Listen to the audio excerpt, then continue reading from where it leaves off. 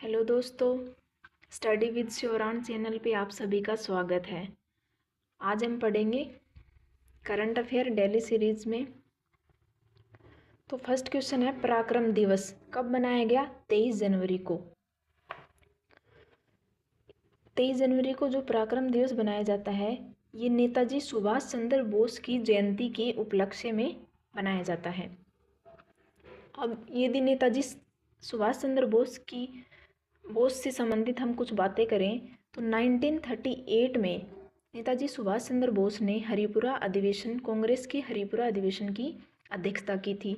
1939 में कांग्रेस के त्रिपुरी अधिवेशन की अध्यक्षता किसने की थी? सुभाष चंद्र बोस जी ने।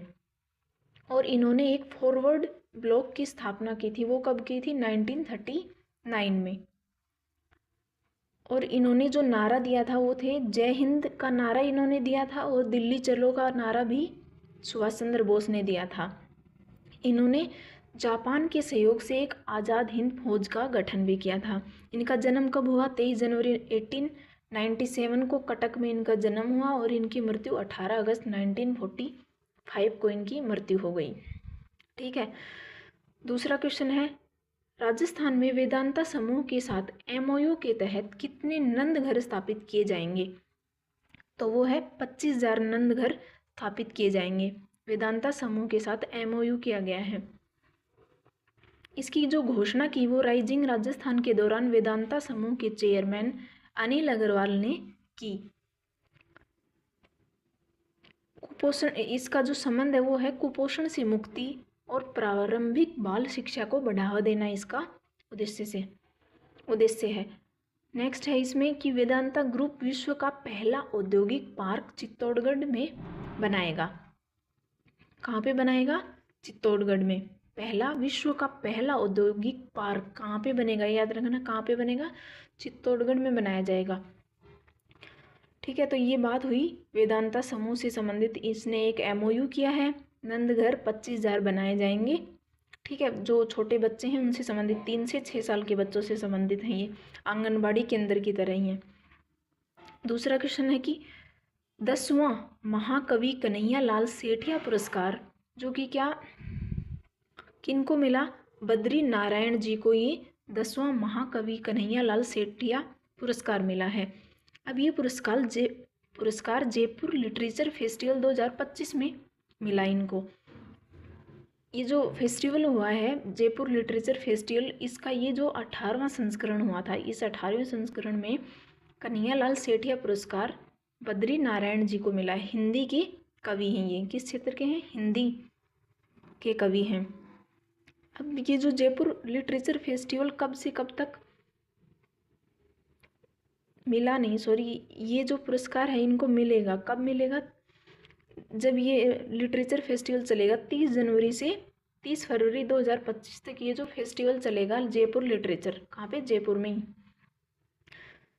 इस फेस्टिवल में कन्हैयालाल सेठिया पुरस्कार बद्री नारायण जी को मिलेगा।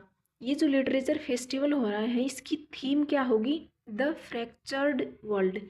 क्या होगी? The fracture world.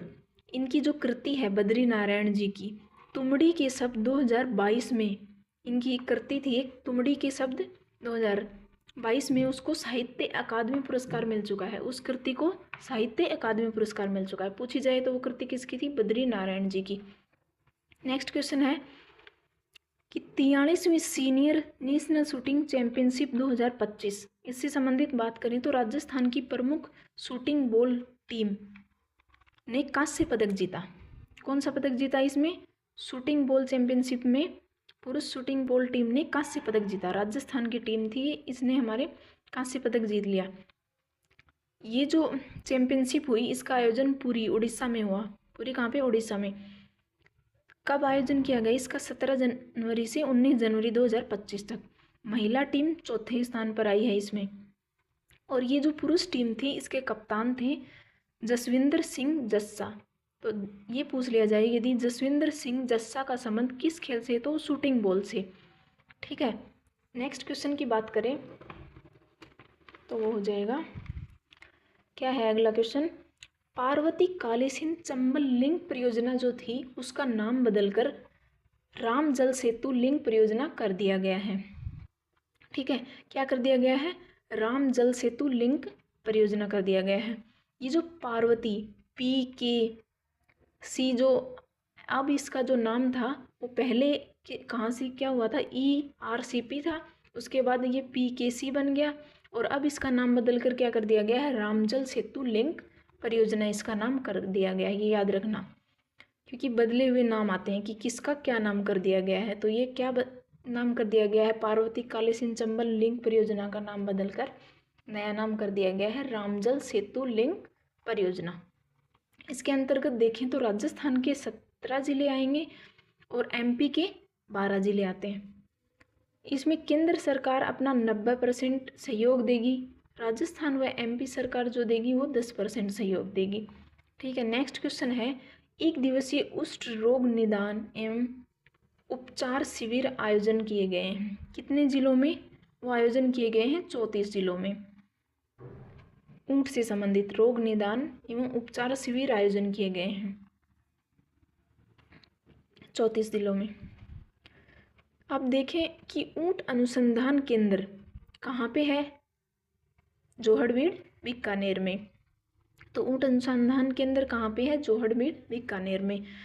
इससे संबंधित बात करें कि ICAR के अधीन आता है ये जो जोहड़बीड़ केंद्र है बीकानेर के अंदर, ऊंट से अनुसंधान केंद्र जोहड़बीड़, ये ICAR के अधीन आता है। और ICAR की स्थापना कब हुई थी? 5 जुलाई 1984 को। ठीक है, ऊंट की बात करें तो ऊंट हमारा राज्य पशु है।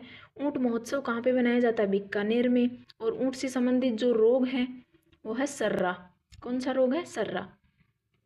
ठीक है, तो ये सारी बातें आती हैं कि राज्य पशु का दर्जा ऊंट को दिया गया। ऊंट महोत्सव कहाँ बनाया जाता है? जो वो बीकानेर में। यदि आ जाए कि सर्रा रोग किस पशु से संबंधित है तो वो है ऊंट से।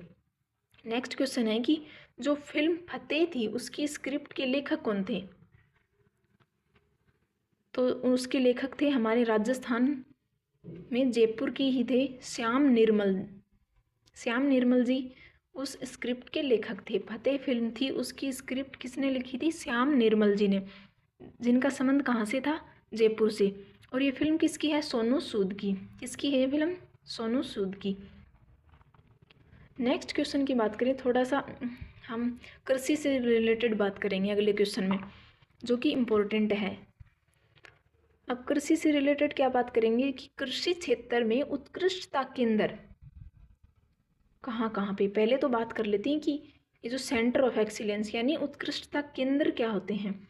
तो कृषि से संबंधित उत्कृष्टता केंद्र की बात करें तो यहाँ ये जो सेंटर होते हैं इनके अंतर्गत क्या किया जाता है कि जो कृषि है, किसी भी अलग अलग चीज़ों की जो कृषि है उसमें बेहतर किस्म को तैयार किया जाता है। हर जो भी फसल है उसकी बेहतर किस्म को तैयार किया जाता है। इसका मतलब कहाँ पे होती है? ये उत्कृष्टता केंद्र पर। उत्कृष्टता केंद्र पर ये काम होता है। बेहतर किस्म तैयार करने का काम कहाँ पे होता है? उत्कृष्टता केंद्र पर। अब देखें कि किस फसल का उत्कृष्टता केंद्र कहाँ पर है।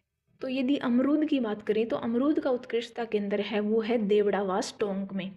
कहाँ पे है? देवड़ावास टोंक। टोंक के अंतर्गत एक जगह है देवड़ावास। ठीक है, यदि ड्रैगन फ्रूट या फिर जैतून की बात करें तो बस्सी जयपुर के अंदर है। सिट्रस की बात करें तो नांता कोटा के अंदर है।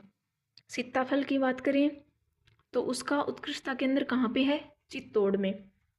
और संतरा की बात करें तो संतरा हमें पता ही है कि संतरा कहाँ पे ज़्यादा है? झालावाड़ में। तो इसका उत्कृष्टता केंद्र भी कहाँ पे है? झालावाड़ में।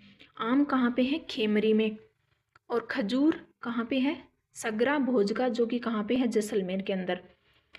और जो बेर है, बी से बेर एंड बी से बीकानेर। तो बेर का उत्कृष्टता केंद्र कहाँ पे है? बीकानेर। हाल ही में तो बेर चल ही रहा है सर्दियों के अंदर। ठीक, यदि हम इसी से संबंधित एक होता है, ये तो है उत्कृष्टता केंद्र जो अभी हमने बात की, एक होता है उत्कृष्टता प्रशिक्षण केंद्र। ये जो फसल से संबंधित उत्कृष्टता प्रशिक्षण केंद्र होता है वो उसमें क्या किया जाता है? किसानों को प्रशिक्षण दिया जाता है फसल से संबंधित। ठीक है, तो यदि हम एक फसल की बात कर लेते हैं, फ्रूट है अमरूद। अमरूद का उत्कृष्टता प्रशिक्षण केंद्र की बात करें तो कहाँ पे है, वो है सवाई माधोपुर में। यदि हमने अभी अभी देखा था कि अमरूद का उत्कृष्टता केंद्र देवड़ावास टोंक के अंदर है। कहाँ पे है, टोंक जिले में। यदि वहीं पे देखें अमरूद का प्रशिक्षण केंद्र कहाँ पे है, ये तो ओनली केंद्र था उत्कृष्टता केंद्र। यदि प्रशिक्षण केंद्र की बात करें तो वो कहाँ पे है, सवाई माधोपुर में। तो ये थोड़ी जानकारी कृषि से संबंधित हो गई। ठीक है, तो ये हुई आज की हमारी करंट अफेयर। ये सारे क्वेश्चन इम्पोर्टेंट हैं, इनमें मतलब कोई भी चीज़ हम छोड़ नहीं सकते। ठीक है, कुछ भी कहीं से भी कोई भी क्वेश्चन हमारे एग्जाम में आ सकता है। तो चलिए आज की क्लास यहाँ पे हमारी समाप्त होती है। आशा करती हूँ क्लास आपको अच्छी लगी होगी। तो चलिए कल फिर मिलेंगे। धन्यवाद।